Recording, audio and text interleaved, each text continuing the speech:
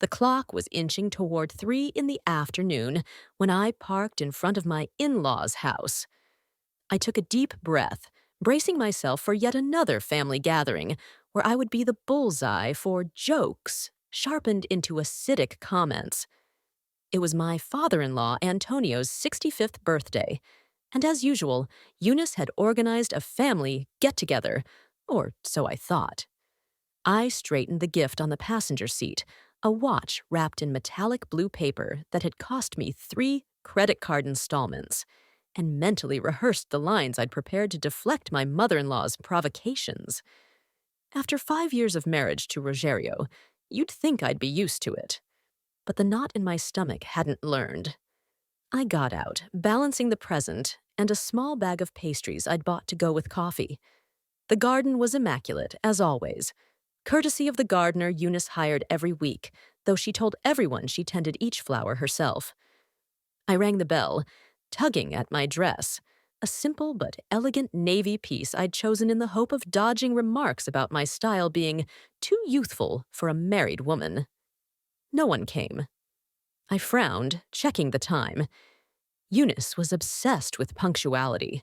Tardiness was a mortal sin to her. I rang again, more insistently. After a few seconds, a thin voice drifted from inside. "It's open." I turned the knob, surprised the door wasn't locked.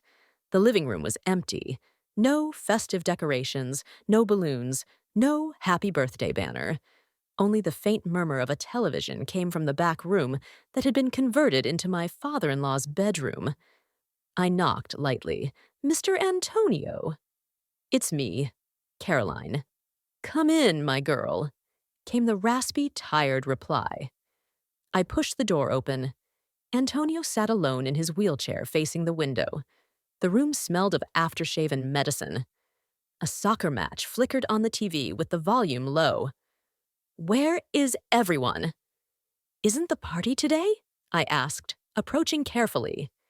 He turned the wheelchair with some difficulty. I rarely spoke with him. Since the stroke 3 years earlier, he remained silent at most family gatherings, observing with eyes clouded by age, while Eunice stepped in as spokeswoman, cutting off any attempt at direct conversation. "The party," I clarified gently. "For your birthday." Eunice told me it would be today at 3. At that moment, my phone buzzed, a video call from Rogerio. Relieved to clear up the confusion, I answered. The shaky image steadied to reveal my husband's tanned face. Behind him, I saw a beach and palm trees. Eunice's face slid into the frame beside him, under an enormous hat and dark sunglasses. "Hi, darling," Rogerio said, strangely upbeat. "Surprise," Eunice cooed. I stared, blank. "You're at your father's birthday party? On a beach?" "There is no party, Caroline," Eunice said lightly, already savoring the cruelty. "We told you to go there to look after things." "I don't understand," I said, feeling my heartbeat hitch. "We're in Hawaii," Rogerio announced, flipping the camera to show a postcard-perfect shoreline. "Isn't it amazing?" "Hawaii?" I repeated, stunned. "With what money? And why didn't you tell me?"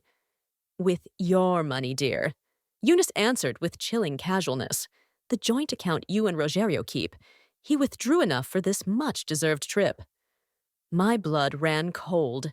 The joint account we kept for emergencies and the house we were saving to buy. Almost 3 years of careful saving.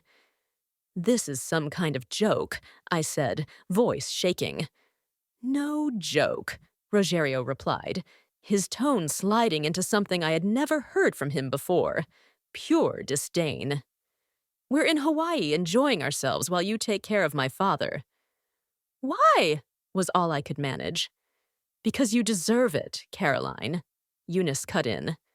"Our gift to a useless parasite living off my son is the experience of caring for this filthy old man for 2 weeks." I froze, Eunice's words echoing in my skull.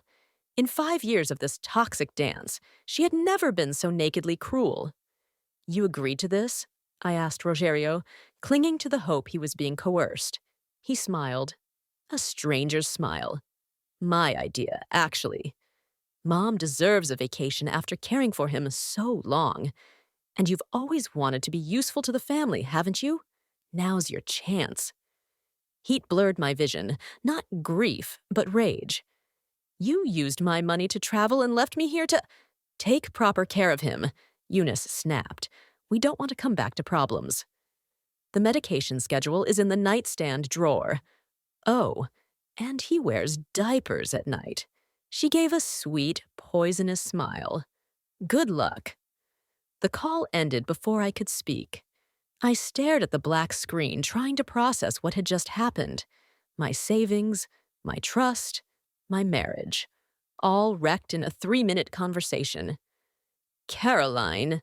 Antonio's voice tugged me back. I'd almost forgotten he was there. His eyes, always dim and distant, looked strangely clear. I'm sorry you found out like this. I'll figure something out, I said automatically, numb. I'll call a caregiver or— Then it happened. Antonio leaned forward, placed his hands on the armrests, and in one fluid movement that betrayed his supposed condition, stood up. My mouth fell open as he stretched his legs, straightened his shoulders, and took a few steps toward me.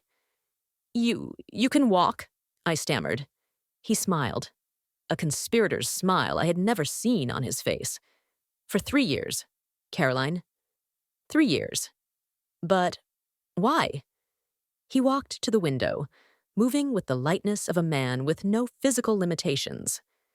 It's time to begin, he said, more to himself than to me. Then he turned back with a resolute expression. Caroline, have you ever asked yourself why you've put up with Eunice all these years? I had no answer. My world had flipped twice in under 5 minutes. Come with me, he said, heading for the door. We have much to discuss, and I believe we both have accounts to settle with those two. I followed, dazed, to the living room. I sank onto the sofa while Antonio, now moving with the ease of someone decades younger, made coffee in the kitchen. The clink of cups and the smell of fresh coffee felt absurdly normal amid the absurdity. How do you take it? He asked from the kitchen. A little milk, I said, still staring at the doorway, still seeing my paralyzed father-in-law deftly handling the coffee maker. He returned with 2 steaming cups and sat across from me. His hands were steady, his movements precise. He seemed like an entirely different man.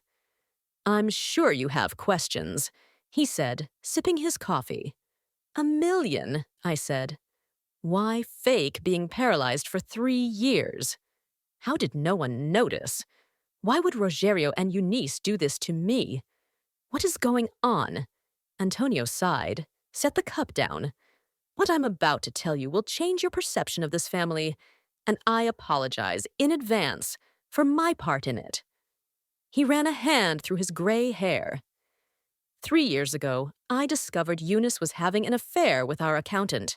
I confronted her, told her I'd divorce her and leave her with nothing. The next day, I had a stroke. He mimed air quotes. I woke up in the hospital with doctors saying a severe stroke had impaired my mobility, but I knew I was fine. They lied to the doctors? I whispered, horrified. Eunice is childhood friends with the neurologist who treated me. When I understood what was happening, I realized I needed to play by their rules until I saw their plan clearly. So, I pretended. I pretended to be dependent, to need care. I pretended not to notice when they rifled through my papers or whispered about my assets in the next room. I swallowed, remembering the way Eunice had always controlled access to him, always translating his needs, always cutting off conversations. And Rogerio? I asked. Antonio's jaw tightened. My son has always been weak. He grew up under his mother's thumb and never found the courage to resist. When he discovered my deception, he chose her side. Money and the promise of inheriting everything were stronger than decency. Hot tears stung my eyes, not for Rogerio, who I now suspected had never truly existed as the man I married, but for the brutal clarity of it all. Why tell me now? Because you are the first genuine person to step into this house in years, he said simply. And because I'm tired of watching Eunice and Rogerio destroy decent lives. You're not the first, Caroline. Before you, there were other daughters-in-law, partners, friends, used and discarded. What do they want from me? Why humiliate me like this? Your money is only the start. His eyes sharpened like a hawk's. Eunice discovered your inheritance. I froze. The inheritance from my maternal grandmother, nearly no one knew about it. A considerable sum kept separate. My seed money for a future business. How? Rogerio rifled your documents in your office safe. He found the probate papers and showed them to Eunice. They've planned this trip for months, not just to humiliate you, but as the first step to isolate you. When they return, Rogerio will suggest selling the beach house your grandmother left you to buy a new place together. Then he'll find a way to transfer everything into his name. My blood boiled. The beach house, my last tangible link to childhood summers, birthdays, my final goodbye to my grandmother. The thought of them maneuvering to take it made me shake. How do you know all this? Because playing invalid has its perks. No one hides secrets from someone they think is too feeble to understand. He smiled bitterly. I heard every conversation, every plan, every laugh about how naive you were. I stood suddenly, pacing, absorbing the reach of their betrayal. What do we do now? They took my money. They're across the world, laughing, and already planning the next step. Now, my dear daughter-in-law, he said, standing with a new electric energy, we turn the tables. They've given us 2 weeks without supervision, more than enough to prepare a proper welcome. He walked to a bookcase, pulled out a heavy volume, and from inside, a thick folder. Here's everything you need to know about their finances, schemes, secrets. I've been collecting information for years, waiting for the right moment. He handed me the folder. I've been waiting for someone like you, Caroline. Someone brave enough to end this, I took it, feeling its weight. Physical and moral. Why me? Because you're the only one who never fully bowed to Eunice. You kept your dignity despite the humiliations, and you have the most to lose if we don't fight together. I opened the folder. Bank statements, contracts, photos, notes meticulously dated across the years. A complete dossier of Eunice's and Rogerio's manipulations and betrayals. You planned to use this to get revenge, I said. To protect myself, he corrected. But now, I think it's time to cleanse this family. I closed the folder, a new resolve lifting my spine. What's the plan? He smiled, and for the first time since I'd known him, genuine happiness touched his eyes. First, secure your remaining funds. Then we prepare the house for their return. Our way. Something shifted inside me. The Caroline who'd arrived anxious to please, always on the defensive, was gone. In her place stood a woman determined not just to survive, but to win this ugly game. I'm in, I said, offering my hand. Antonio shook it, firm. Let the game begin. The first 3 days were logistics. On Antonio's advice, I moved what remained of my savings to an account Rogerio couldn't access. I contacted a lawyer he recommended to discuss divorce and the possible legal implications of my husband's actions. In those days, I discovered a side of Antonio I never imagined. Not a fragile elder, but an astute man with a razor-sharp mind and a dry humor that made me laugh even in tense moments. Meal by meal, late-night talk by late-night talk, we forged an alliance. Eunice never let us talk, I said one evening over pasta I'd cooked. She'd always interrupt or change the subject. Of course, Antonio replied, pouring more wine. She knew that if we really talked, we'd realize how much we had in common, chiefly our aversion to her. How did you end up married to someone like that? She wasn't always like this. Or maybe she was, and I was too blind to see. We were young. She was dazzling, full of plans. I was building my company and wanted someone who understood ambition. A shadow crossed his face. After Rogerio was born, the manipulations began. Small controls became big ones. By the time I noticed, I was trapped in a web I helped spin. And you never thought of divorce.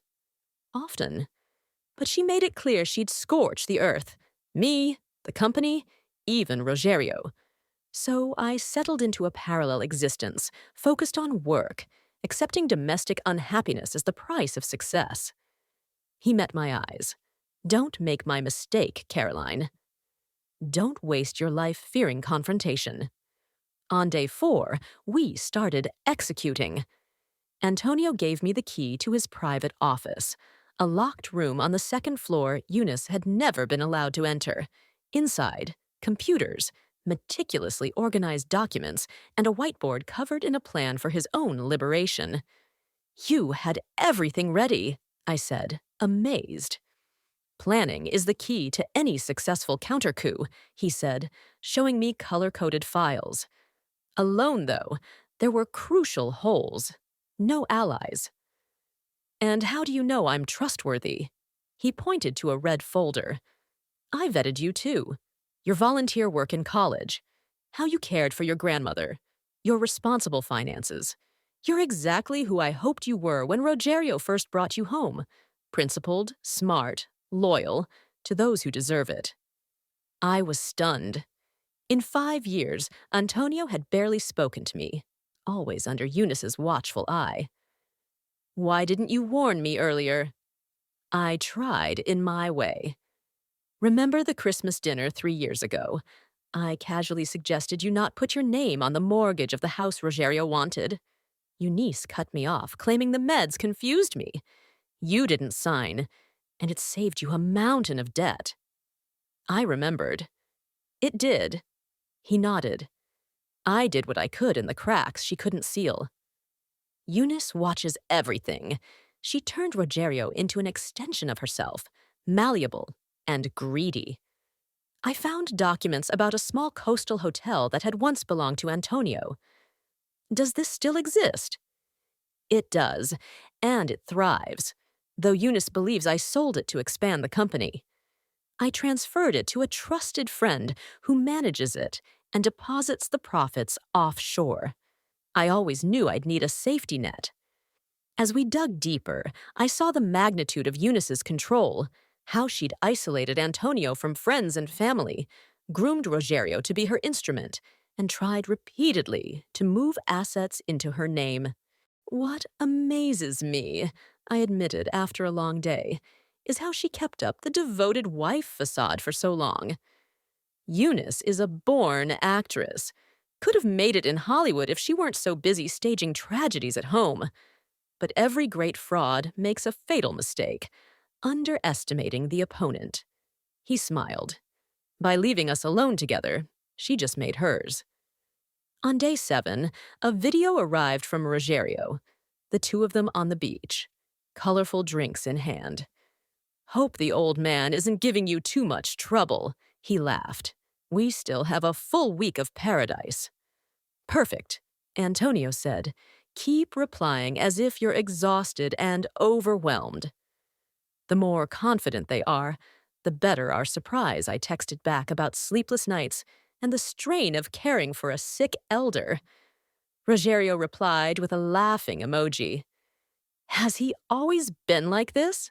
Antonio asked over dinner. No, or he hid it well. At first, he was attentive, funny, respectful of my independence. But after each visit here, he came back different. More critical, more distant, more like Eunice. My son never learned to stand up to her, Antonio said softly. Years of psychological manipulation leave deep marks. It explains him, but it doesn't excuse him. Understanding isn't forgiveness, I said, the anger kindling again. Exactly, he said. Some acts are unforgivable. In the second week, we intensified preparations. Through Antonio's contacts, we installed discrete cameras throughout the house to record everything once they returned. We also prepared legal documents, powers of attorney, asset transfers, filings, primed to trigger at the right moment. Surprise will be our edge, Antonio said. They'll expect you drained and submissive, and me crippled and dependent. The shock will buy us precious minutes. The day before their return was calm. We checked every detail, rehearsed every step.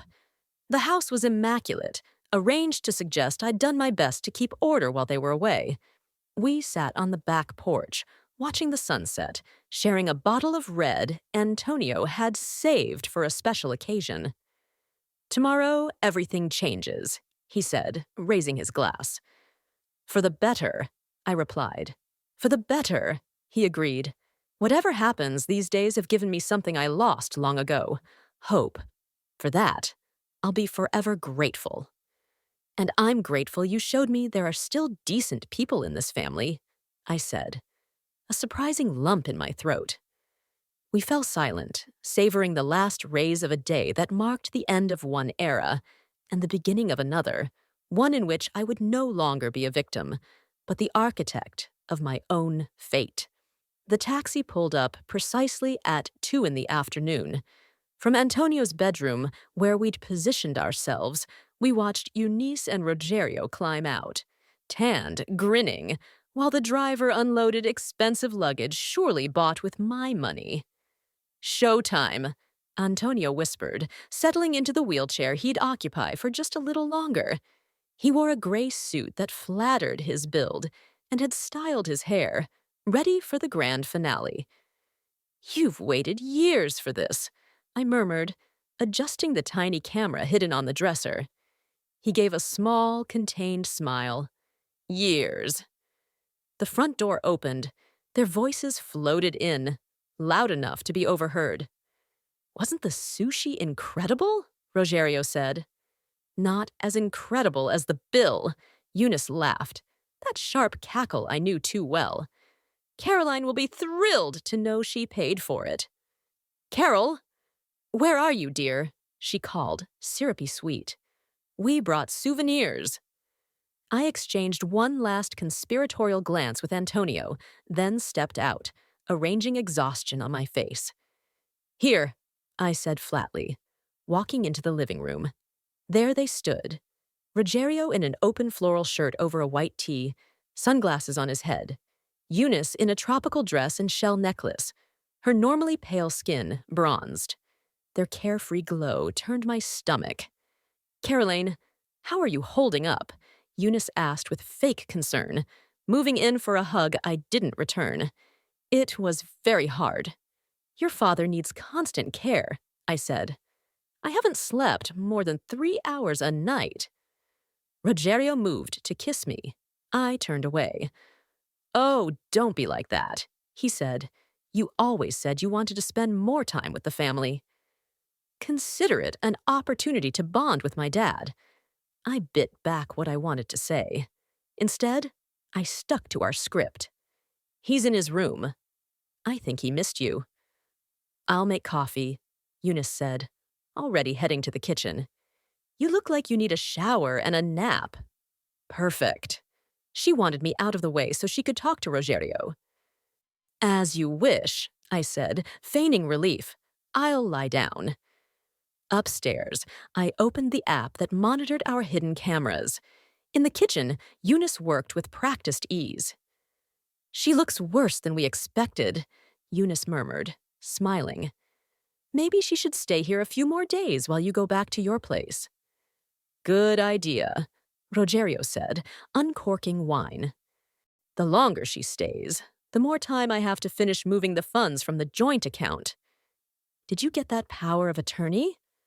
Not yet, but I've got a plan. I'll say it's for the car insurance renewal. She just needs to sign. She never reads anything.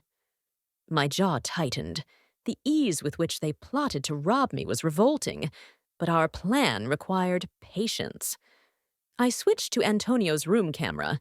Rogerio had just stepped in with a glass of wine. "Hi, Dad," he said without real warmth. "How are you?" Antonio played his part perfectly, mumbling and tilting his head as if confused. "Caroline take good care of you? Food? Meds?" Rogerio asked, eyes on his phone. A slow nod. "Great. I'll see if I can convince her to stay a few more days. Mom is exhausted from traveling. Needs a rest before she gets back to, caring for you."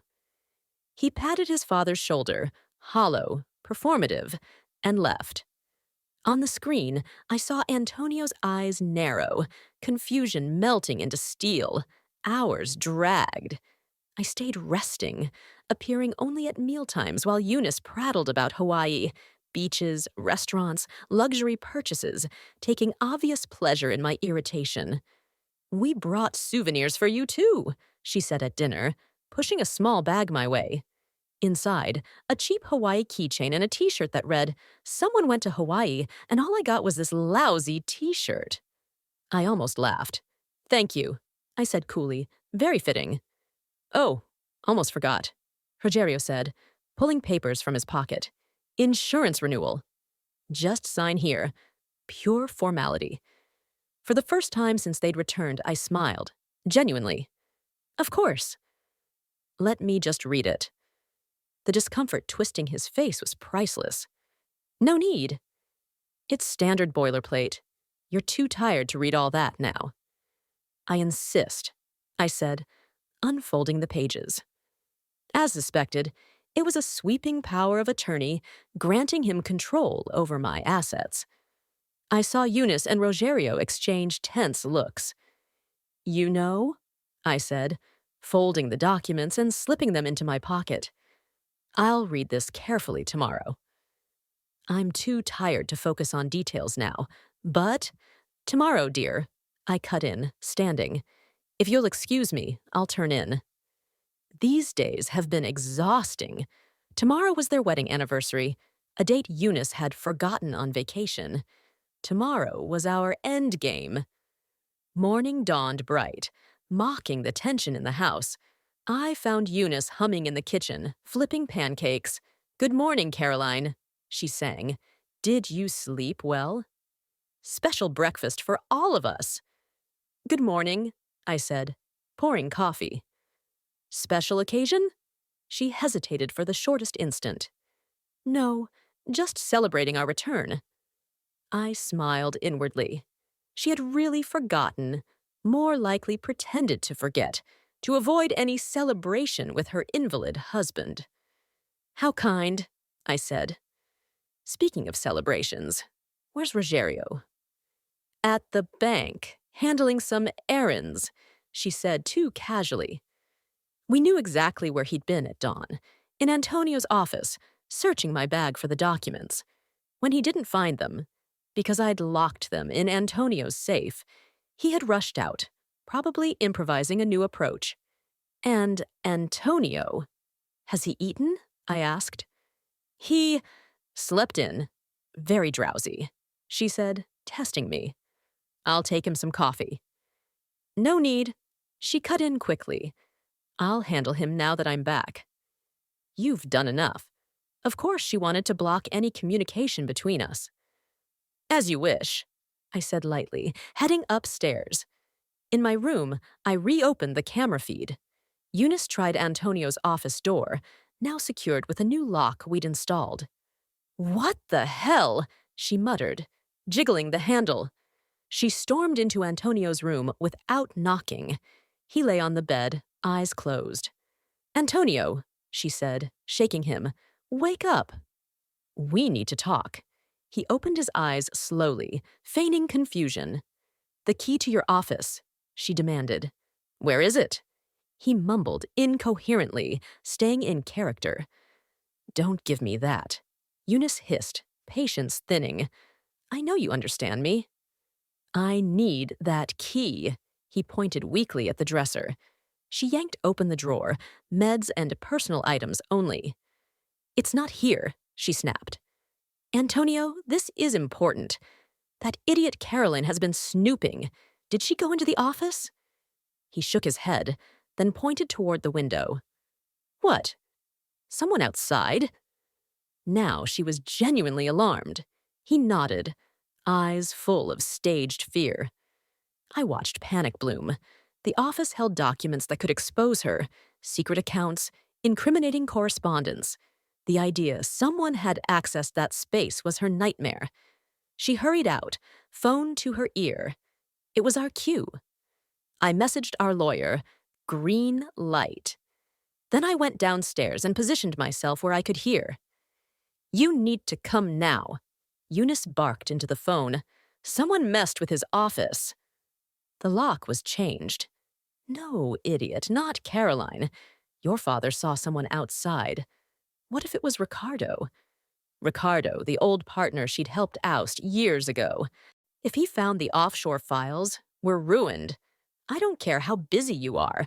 Bring the briefcase from our apartment safe. We need to be ready for anything. She hung up, smoothing her hair with trembling hands. When she turned, she feigned surprise at finding me in the doorway.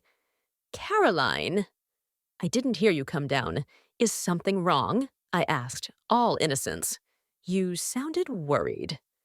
No. A small plumbing issue. Rogerio is coming to check. Have you packed? I imagine you're eager to go home. Actually, I said calmly, I thought I might stay a bit longer. Your husband seems to need closer attention than I expected. Her face hardened. That won't be necessary. I can take care of my husband now. Are you sure? He was quite agitated last night, saying odd things, names, dates, account numbers. I thought he was delirious from his meds, but he insisted I write them down. All color drained from her face. You wrote them down? Some parts, I said, taking a folded paper from my pocket. Just a decoy grocery list we'd crafted to look cryptic. It's all here, though it doesn't mean much to me. Eunice snatched it, scanning the scribbles. Relief softened her features as she realized it wasn't what she feared. She crushed the paper in her fist. Nonsense. Ramblings of a sick old man. If you say so, I replied coolly. I'll go check on him now. No, she blurted, then forced a smile. I mean, he's sleeping. Best not to disturb him. The doorbell rang. She exhaled in visible relief, expecting Rogerio. Instead, she opened the door to 3 people in formal attire. Mrs. Eunice Martins? The man in front asked. Our attorney, Dr. Paulo Mendez. With him, Dr. Helena Vieira, an independent neurologist, and João Peixoto, a court officer. Yes, Eunice said warily. What do you want? I'm Dr. Paulo Mendez. This is Dr. Helena Vieira and Mr. João Peixoto. We're here at Mr. Antonio Martins's request to conduct an independent medical evaluation and serve legal documents. Eunice blanched. My husband is incapacitated. He can't request anything. That is precisely what we're here to assess, the neurologist replied calmly. We've received allegations that Mr. Martins has been maintained under a false medical diagnosis. This is absurd, Eunice snapped, trying to shut the door. The court officer presented an order. Ma'am, we have judicial authorization. Footsteps sounded behind us. Antonio rolled into the hall, then stood perfectly steady. Happy anniversary, Eunice, he said. Eunice's face crumpled into a mask of horror. This is impossible. You can't walk. I've been able to walk for 3 years, Antonio said, voice calm and lethal. Since the day you and your neurologist friend forged my diagnosis to control my estate. Please come in, he told our visitors. My wife is in shock, but I'm sure she'll cooperate fully. He looked at me, a small smile on his lips. Caroline, would you prepare coffee for our guests while we begin the formalities? With pleasure, I said, unable to hide my triumphant smile as I passed Eunice, who looked as if she'd seen a ghost. The next hours were a whirlwind of revelations, signatures, and tears. Eunice's tears, alternating between fury and pathetic excuses. Dr. Vieira conducted a thorough evaluation, documenting Antonio's full physical and mental capacity. Meanwhile, Dr. Mendez explained the legal implications: forged medical diagnosis, unnecessary medication administration, forced isolation, attempted misappropriation of assets. These are not only civil violations, the lawyer concluded, but also criminal offenses under the Penal Code. You don't understand, Eunice pleaded. He was confused, unstable. I did what I did to protect him. The records I've kept for the past 3 years tell another story, Antonio said, handing the lawyer a flash drive. Conversations, plans, manipulations, including your attempts to transfer my assets into your name. You can't use that, Eunice said weakly. Recordings without consent are illegal. In my own home, documenting crimes being committed against me. Antonio raised an eyebrow. My lawyer disagrees. The front door banged open. Rogerio stepped in with a briefcase and froze at the sight of his father standing, a room full of strangers, and his mother crumpled in a chair. Dad? He croaked, the briefcase thudding to the floor. Hello, son, Antonio said coolly. Welcome back from Hawaii. I hope you enjoyed your wife's money. He looked from me to his mother to the officials, struggling to compute. What's happening? Justice, I said simply. At last. Mr. Rogerio Martins, the court officer said, approaching. We also have documents for you. Your wife, Caroline Martins, is filing for a contested divorce. Divorce, including abandonment and misappropriation of assets. Divorce? Rogerio's hands trembled as he took the papers. Caroline, you can't do this. It was a joke, a trip. A joke that cost almost all my savings, I said evenly, a meticulously planned scheme to humiliate me and then steal my inheritance. How do you? Your father told me everything, I said, arms crossed. In the 10 days we spent together while you were in Hawaii, we had plenty of time to compare stories and uncover the truth. Dad, you can't believe her, he pleaded. She's been trying to turn us against each other. Antonio laughed, humorless. Son, I've watched you and your mother plot against me and Caroline for years. I know every scheme, every lie. The only decent person to come into this house has been your wife, and you tried to destroy her as you tried to destroy me. This is a setup, Eunice burst out. You and that woman, Mrs. Martins. The neurologist intervened. Agitation will not help you. You have no idea who you're dealing with, Eunice hissed. I have powerful friends. Like Dr. Sylvia Mendonça, Antonio asked mildly. Your friend who falsified my diagnosis? Unfortunately for her, the medical board opened an investigation this morning. Her license is suspended. Eunice staggered. You can't do this to me. I'm your wife. Exactly why your betrayal is even more unforgivable, Antonio said, voiced tight with contained pain. Rogerio flung the divorce papers onto the table and lunged toward me. This is your fault. Before you, we were a perfect family. Antonio stepped between us. Don't you dare touch her. You've done enough harm. You'll defend her over your own family? Rogerio asked, stunned. I'm defending the only person here who earned my trust, Antonio said heavily. You and your mother ceased being my family the moment you chose greed and cruelty over basic decency. The court officer cleared his throat. Given the seriousness of the allegations, I advise everyone to cooperate. Any attempt at obstruction will only worsen matters. At last, Eunice sagged into a chair, face in her hands. Rogerio stood rigid, eyes full of hate. At me, at his father, at reality. "You'll regret this," he muttered. "I already regret," I said calmly. "Every minute I wasted believing you loved me." The rest of the afternoon passed in formalities, statements recorded, documents signed, assets inventoried. By the time the officials left, the sun was low, painting the room in amber. We remained, Antonio, Eunice, Rogerio, and me, 4 pieces of a family puzzle that would never fit again. "What happens now?" Rogerio asked, empty of bluster. "Now," Antonio said, standing. "You both pack your things and leave this house."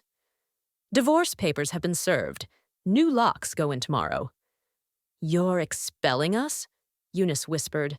"After 30 years of marriage." 30 years in which you've spent the last 15 plotting to get rid of me," Antonio replied without heat.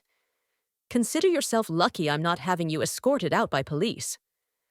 "And where are we supposed to go?" Rogerio asked, panic seeping in.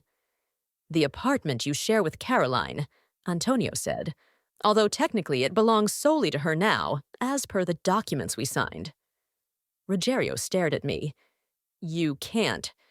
Where am I supposed to live?" "Ask your mother," I said, surprised by the steadiness in my voice. "You were such a united front in Hawaii. I'm sure you'll think of something together." "This isn't over," Eunice said, gathering herself for a final stand. "I'm entitled to half." "In fact," Antonio said, smiling for the first time since the confrontation began, "the agreement you signed and conveniently forgot states that in the event of proven infidelity, such as your affair with Ricardo, our accountant, meticulously documented, you forfeit spousal claims. Perhaps consult a good attorney, if you can find one willing to represent you after the medical forgery evidence is presented." That final blow drained the last of her strength. Without another word, she went upstairs to pack. Rogerio lingered, looking at me with hate and a trace of despair. "I loved you," he said finally. "No," I said, feeling a quiet peace settle over me. "You loved what I represented. Financial safety, a facade of normality for your dysfunctional family, someone to use and discard. That isn't love, Rogerio. It's parasitism." He had no answer. He followed his mother up the stairs, defeated. When we were alone, Antonio rested a gentle hand on my shoulder. "You were extraordinary, Caroline. Stronger than I dared hope." "I just followed your example," I said. Tears, my first honest ones in days, pricking my eyes. "What do we do now?" I asked. "Now," he said, walking to the window to catch the last shred of sun, "we start again. You with your life, me with mine, free. And them? They'll reap what they've sown," he said simply. "Justice is rarely immediate, but it is inevitable." That night, while Eunice and Rogerio crammed their lives into hurried suitcases, Antonio and I sat on the porch, sharing another bottle of wine under the stars.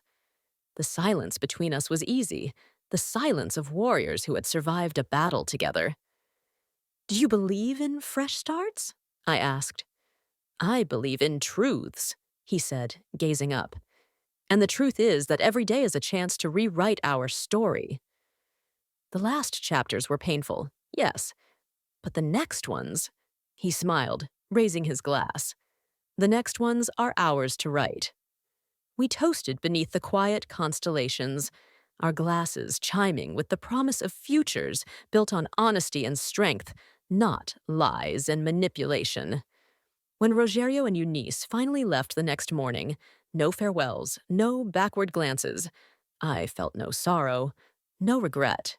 Only the lightness of someone who had laid down a burden carried far too long. My story with them was over. My real story, at last, was just beginning. Like the video? Hit the like button, subscribe, ring the bell, and share. Thank you for being part of our community. See you in the next one.